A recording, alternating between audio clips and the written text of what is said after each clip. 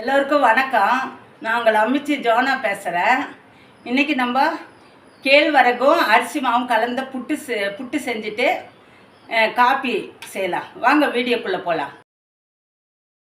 அரிசியும் உப்பும் கலந்து இதுவாமா? அரிசியும் கோதுமையுமாமா? அரிசி மாவும் கேழ்வரகுமாகும்.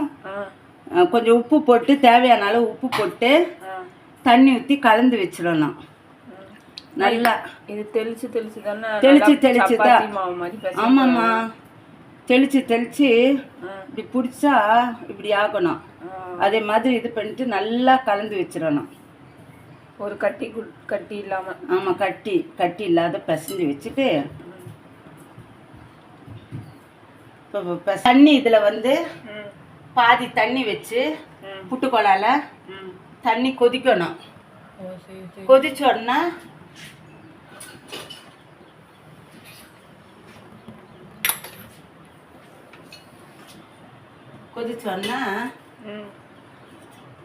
வச்சுட்டு இதுக்குள்ள என்ன போட்டிருக்க?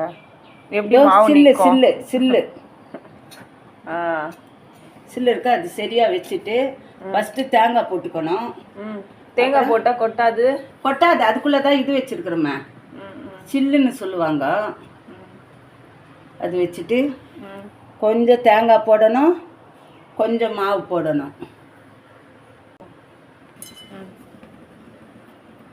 அம்மிக்கெல்லாம் வைக்கக்கூடாதுல்லம்மா? மேலோட அப்படியே தூணு மாதிரி லேசாக வச்சுட்டு தேங்காய் வச்சுட்டு இந்த இதில் இப்படி பண்ணி வச்சுட்டு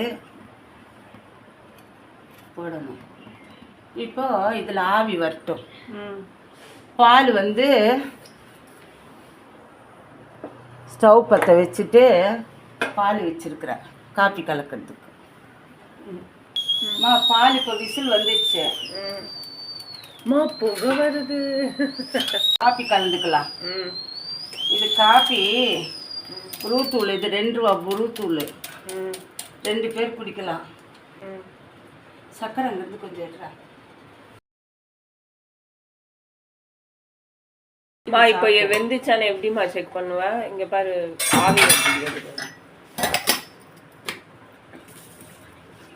ஆவி வருது பாருமா. இதை இப்போ என்ன பண்ணணும், இதை திறக்கணும். திறந்துட்டு கை துணியில இங்க பிடிச்சிக்கணுமா. ஓகே. அப்புறம் கொஞ்சம் ஜாக்கிரதையா எடுக்கணும். இதை இப்படி ஆட்டி வந்துடும் பாரு. இப்போ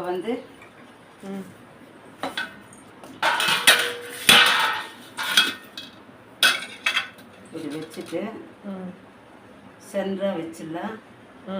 அப்படியே குத்தணும். போட்டு இதை எடுத்துடணும். ஓகே.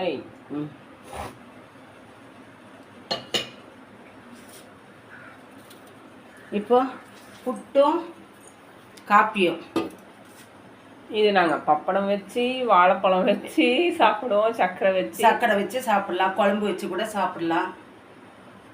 வாங்க பசங்களே, சாப்பிடலாம். ஷேர் பண்ணுங்க, சப்ஸ்கிரைப் பண்ணுங்க. தேங்க்யூ.